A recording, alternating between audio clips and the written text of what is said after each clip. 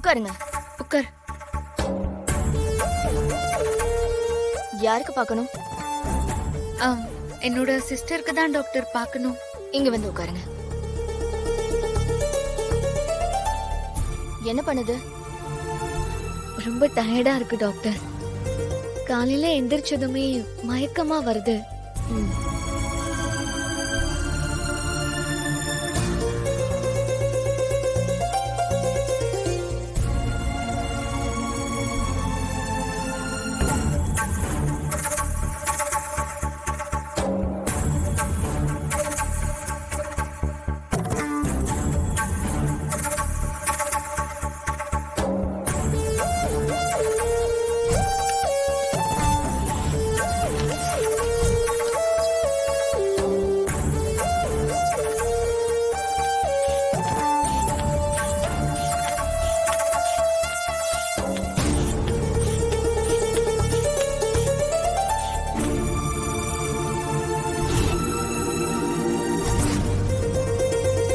உங்களுக்கு பீரியட்ஸ்லாம் ரெகுலரா இருக்கா?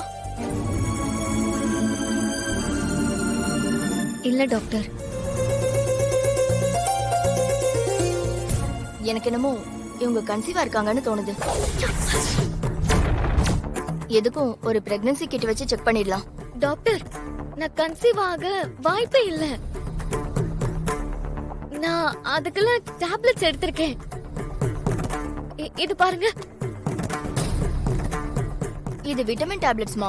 இத சாப்பிட்டா யாரு கன்சீவ் ஆக மாட்டாங்கன்னு சொன்னாங்க?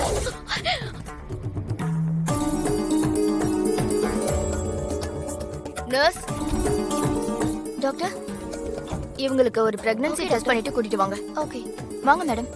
வாங்க, நான் கூட்டிட்டு போயிட்டு வந்தேன். ஓகே. சுபத்ரா, வரேங்க. எங்க போயிட்ட? வாவ், ம், ஏங்க 1/2 மணி நேரத்துல எல்லாத்தையும் ரெடி பண்ணிட்டீங்க? நான் உன்கிட்ட என்ன சொன்னேன்? 1/2 மணி நேரம் மட்டும் வெயிட் பண்ணு, எல்லாம் ரெடியா இருக்கும்னு சொன்னா இல்லையா? அம்மா சும்மா சொல்லக்கூடாது. 2 அண்ணன் கல்யாணத்துக்கு கூட அப்பா இவ்ளோ ஆக்டிவா இல்ல. ஆனா அசோக் அண்ணன் நிச்சயதார்த்தத்துக்கு எவ்ளோ வேலை பாக்குறாருன்னு பாருங்க. ஆமா, இவ என்ன பாராட்டுறாளா இல்ல கலாய்க்கிறாளா சுபத்ரா?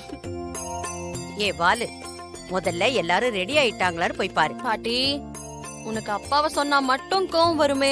அதெல்லாம் ஒண்ணு இல்ல, நீ முதல்ல போ. போய் பாரு. போய் எல்லாம் சரிப்பா. ready ஆயிட்டாங்களா பாரு, போ. ஏங்க, நான் போய் வர்ஷினி ரெடி ஆயிட்டாளான்னு பாத்துட்டு வந்துடுறேன். ஓகே, அத்தை நான் வந்துடுறேன். பாஸ்கரா, ம்?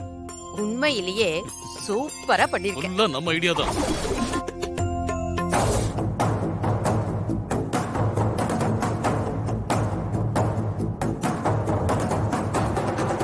நான் சந்தேகப்பட்டது சரிதான். இவங்க கன்சீவா தான் இருக்காங்க.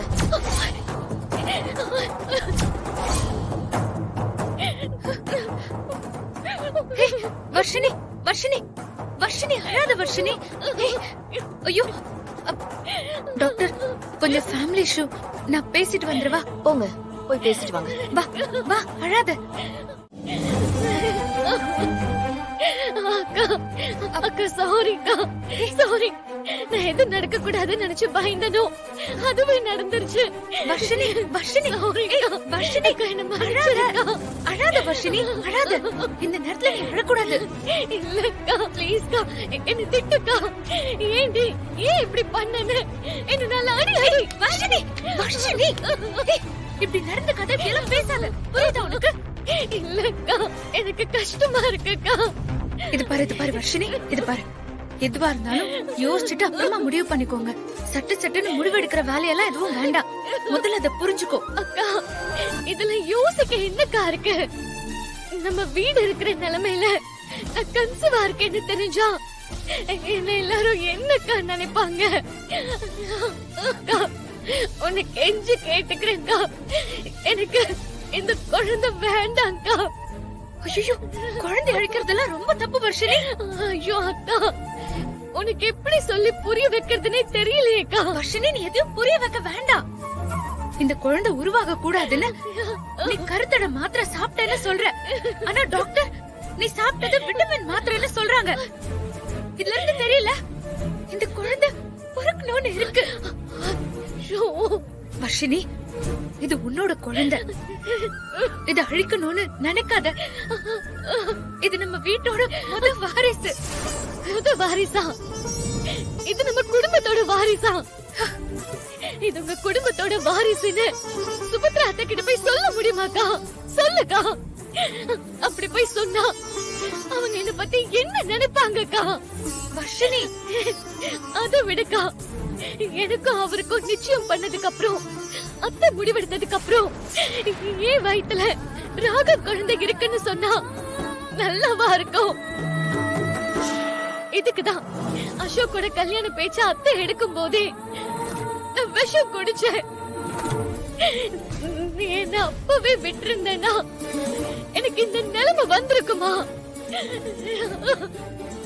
நான் தப்பு பண்ணிட்டேன்க்கா. நான் தப்பு பண்ணிட்டேன்.